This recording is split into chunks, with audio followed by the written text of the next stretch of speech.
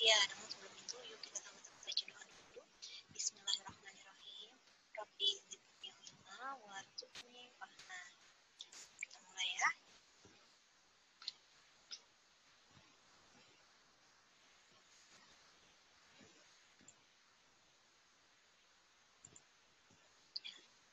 Sistem pencernaan pada manusia.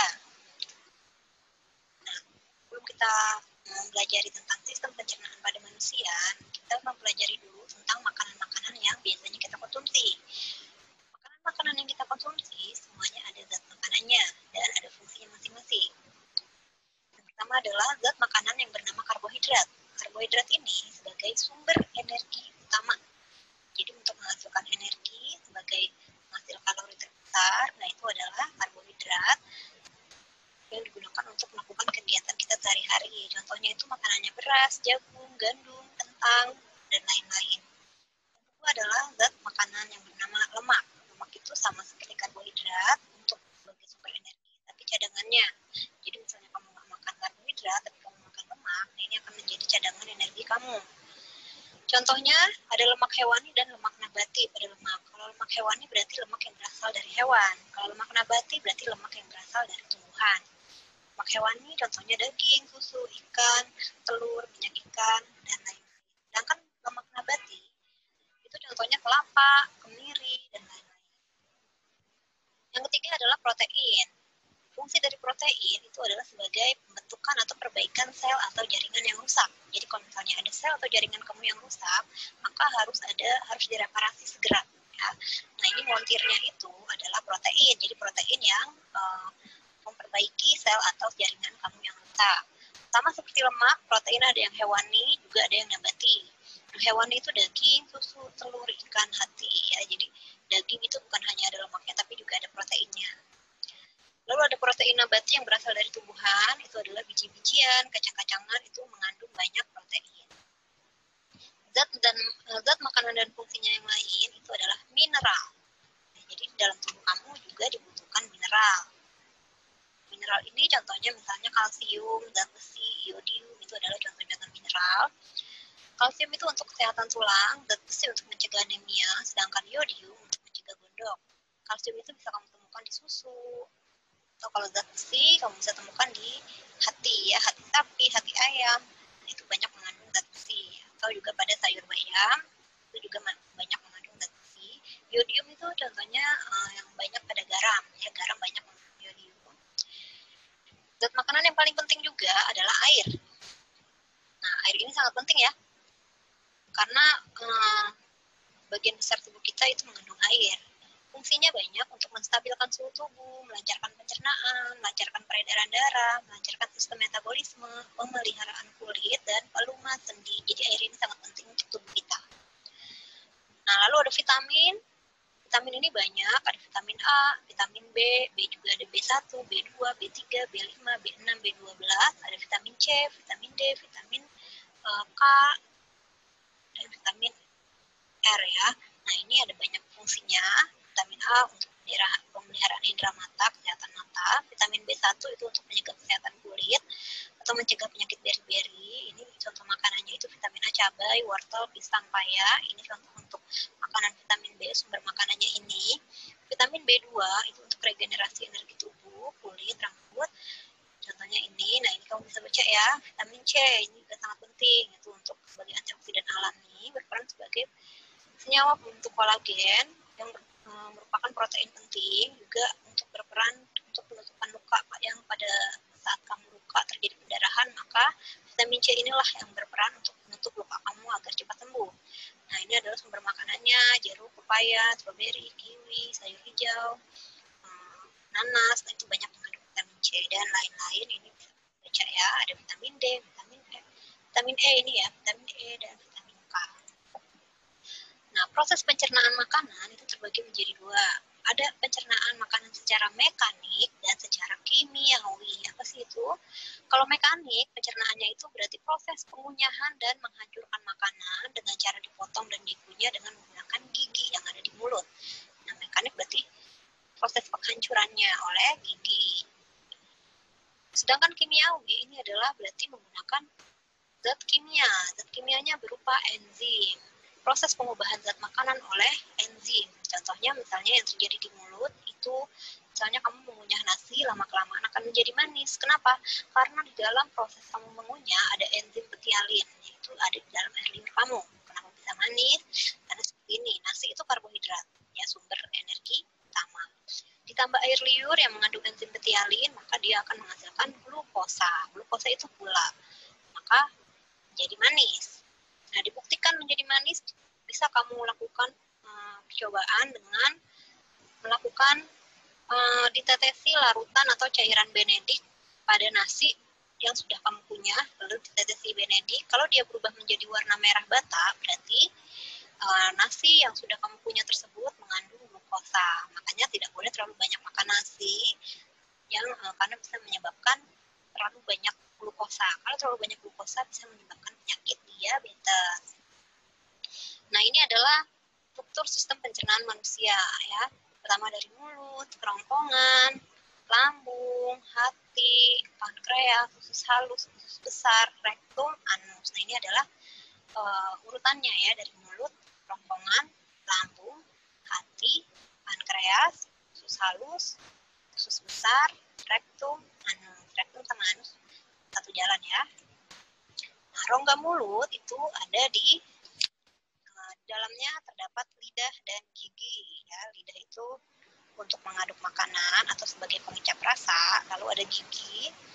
Nah, gigi itu kan banyak, ada macam-macamnya, ya. Bagian terluar namanya email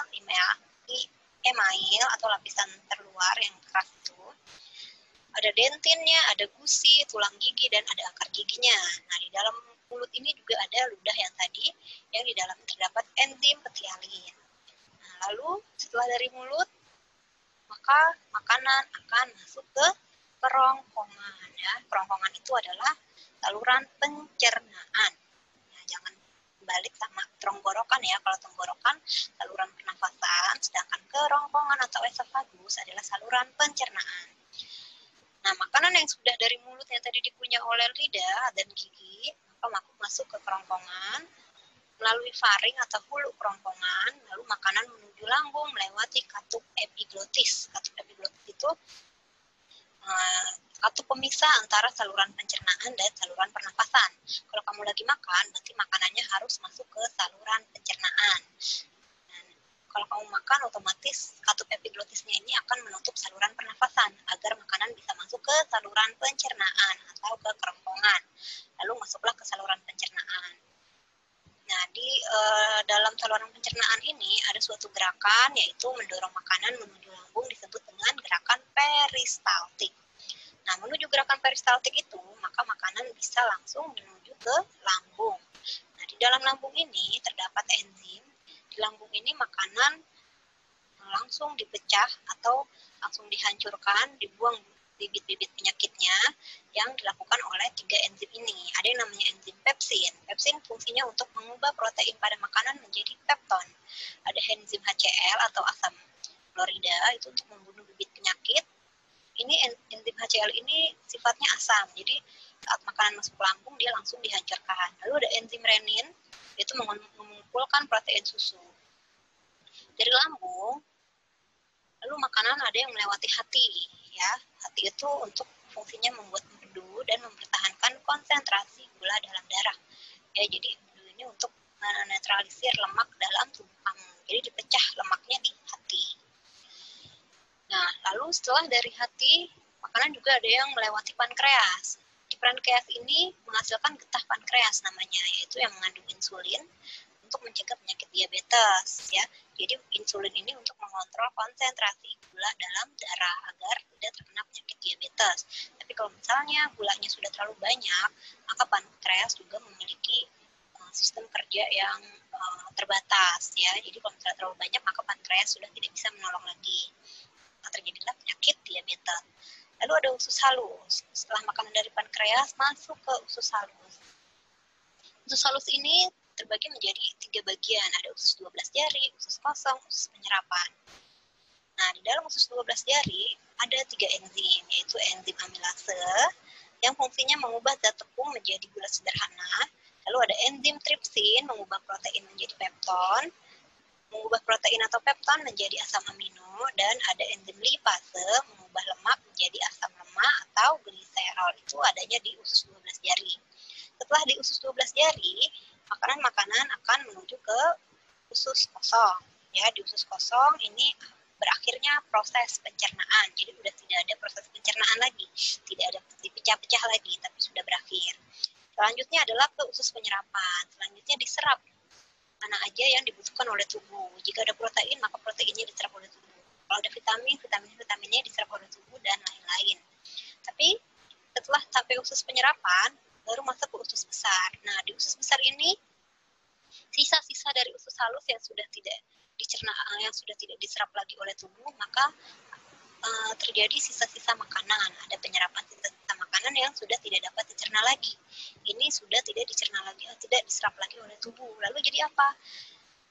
Lalu akan dibusukkan oleh bakteri yang namanya Escherichia coli atau disingkat menjadi E. coli. Fungsinya ini, bakteri ini untuk proses pembusukan sisa makanan menjadi feses atau tinja, ya, atau bahasa yang biasa kamu sebut sehari-hari, ya. Nah, ini adalah fesesnya. Kenapa bisa jadi feses? Itu yang bentuknya jadi warna kecoklatan, itu karena sudah dibusukkan oleh bakteri E. coli. Selanjutnya akan menuju ke rektum atau anus, lalu keluarlah feses tersebut.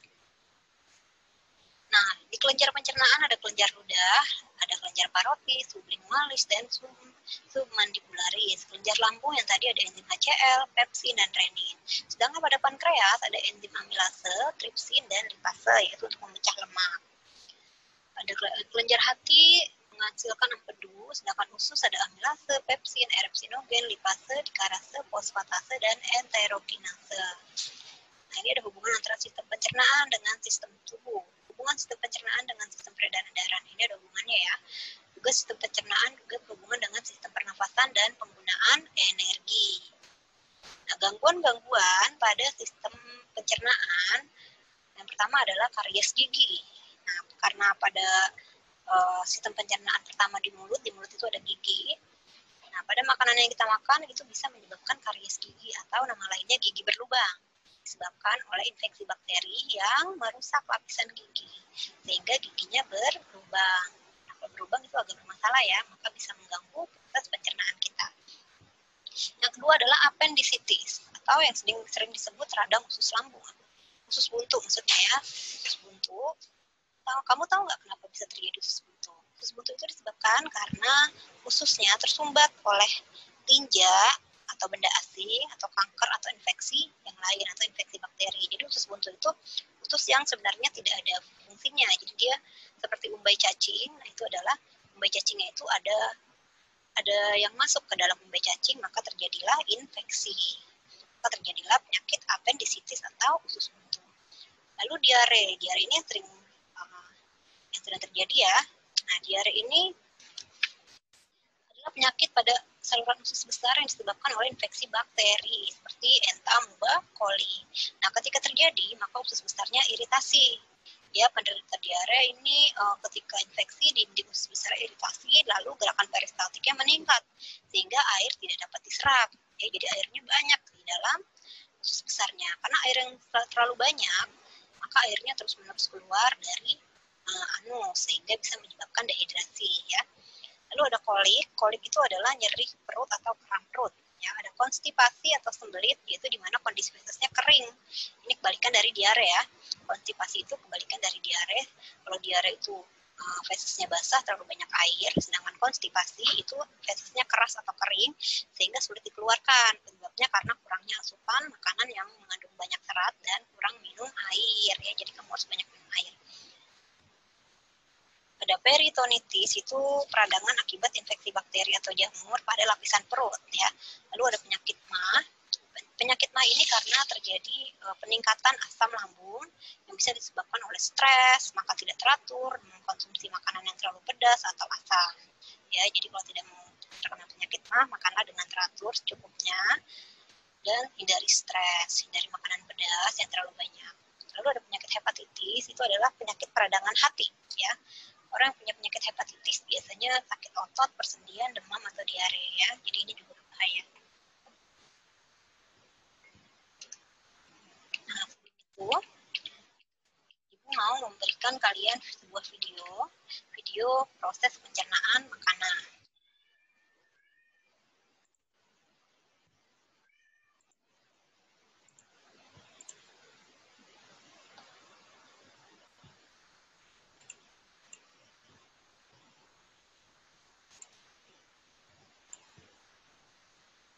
Ya, mulai ya. Ini adalah makanan ini namanya ceri. Nah, ceri ini dia akan masuk ke saluran pencernaan manusia agar bisa dijelaskan kepada kalian, ya. Nah, ceri ini masuk ke dalam kotak makannya seorang pekerja, ya. Ini ada pisang, dia makan sandwich. Nah, akhirnya cerinya masuk. Nah, biar dia bisa menjelaskan, maka cerinya harus melihat keadaan sekitar. Pertama masuk ke dalam mulut. Di dalam mulut itu akan dikunyah oleh gigi, ya. Ada wortel, tadi dia makan wortel, dikunyah. Tadi dia makan tomat, dikunyah oleh gigi. Tadi dia makan ikan, dikunyah lagi, ya. Jadi banyak, ya. Ini fungsinya sangat penting. Ada kelenjar ludah yang tadi ada enzim tialinnya. Ini juga sangat penting. Nah, ini kalau misalnya air ludah kamu disatukan selama 1 tahun, maka bisa berjumlah banyak, ya. Tuh ada bisa terjadi hujan air liur, ya. Bisa sampai 1 kolam renang jumlah air liur kamu kalau ditampung selama 1 tahun. Banyak, ya. Nah, kalau misalnya makanan sudah masuk mulut, maka makanan langsung masuk ke faring atau esofagus atau kerongkongan. Nah, di dalam faring ini tadi ada katup yang namanya katup epiglotis. Kalau dia masuk ke sini, ini namanya saluran pernapasan. Maka nggak boleh terjadilah tersedak atau keselak. Maka dia harus masuk ke saluran pencernaan. Di saluran pencernaan ini, dia nggak boleh masuk ke paru-paru, ya, karena ini adalah saluran pernapasan. Nah, saat sudah masuk ke saluran pencernaan, dia masuk ke esofagus atau kerongkongan. Di dalam kerongkongan ini ada suatu gerakan mendorong makanan menuju lambung disebut dengan gerakan peristaltik. Nah, ini didorong, ya, peristaltis. Kalau ada makanan dia melebar, kalau nggak ada makanan dia menyempit. Namanya gerakan peristaltik. Nah, setelah dari kerongkongan atau esofagus, ada yang jagain. Ayo makanan masuk, ayo makanan masuk. Nah, dia harus minta izin dulu masuk ke dalam lambung. Lambung ada dalam perut. Di dalam lambung ini ada banyak otot-otot yang sangat kuat, ya. Nah, ototnya ini sangat kuat karena dia menampung banyak makanan, jadi harus kuat otot-ototnya, ya. Nah, ini asam, karena ada enzim HCl atau asam klorida yang sifatnya sangat-sangat asam, bisa menghancurkan makanan. Biar sharing bisa tetap menerangkan kepada kamu, dia harus terlindungi, ya, orang dalam, ya, biar dia nggak ikut hancur juga.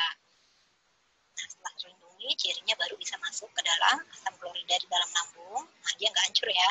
Nah, ini hanya sebagai ilustrasi aja. Tapi sebenarnya hancur pasti makanan. Di dalam, setelah masuk ke lambung, dia akan masuk usus kecil. Usus kecil ini sangat-sangat besar, atau usus halus, ya.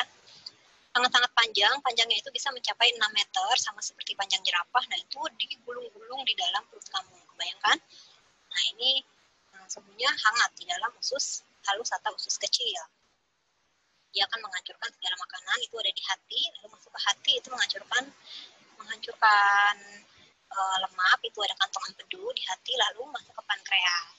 Setelah itu, dia harus masuk lagi ke sebuah saluran. Saluran apa lagi itu? Ada saluran 12 jari, usus 12 jari, usus kosong, dan usus penyerapan. Setelah itu langsung masuk ke usus besar atau kolon, ya, yang panjangnya 1,5 atau 2 meter.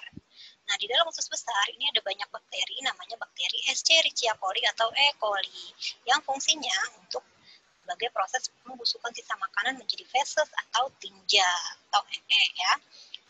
Nah, makanan-makanan yang ada vitamin-vitamin, yang ada zat-zat makanan yang tubuh, itu akan diserap, tapi kalau yang nggak ada, dia akan menjadi feses. Nah, ini ada usus buntu yang tadi Ibu jelaskan, ini nggak ada fungsi secara khusus, tapi kalau dia masuk sesuatu di sini, maka terjadilah usus buntu yang bisa menyebabkan peradangan. Itu bisa dipotong sama dokter, tapi bisa tumbuh lagi, ya. Nah, setelah masuk ke usus besar, maka akan banyak feses yang sudah tidak terpakai, atau sisa makanan yang sudah tidak terpakai, yang zat airnya sudah diambil untuk zat makanan yang diperlukan oleh tubuh, lalu dia akan menuju ke rektum atau anus untuk dikeluarkan menjadi feses. Nah, di sini masih banyak bakteri E. coli-nya. Biar apa? Biar bisa membusuk secara sempurna, ya. Lalu dia turun ke menuju rektum, tapi sebelum dia turun menuju rektum, dia akan tersendat dulu di sini selama 36 jam. Nah, kalau sudah waktunya, nah karena dia buru-buru, dia pengen cepat-cepat keluar nih. Cirinya buru-buru, maka dia sudah harus sampai ke rektum yang panjangnya kira-kira 20 cm. Nah, kalau dia sudah mau keluar, maka dia akan mengirimkan sinyal ke otak bahwa feses ini harus segera dikeluarkan. Wah, maka harus ke kamar mandi, ya. Kalau misalnya memungkinkan untuk kamar mandi, maka otak akan langsung melakukan proses pembuangan feses, ya. Maka makanan-makanan yang tadi kamu makan itu akan berubah menjadi feses. Itu sisa-sisanya, ya. Vitamin-vitaminnya udah diserap tadi di usus halus.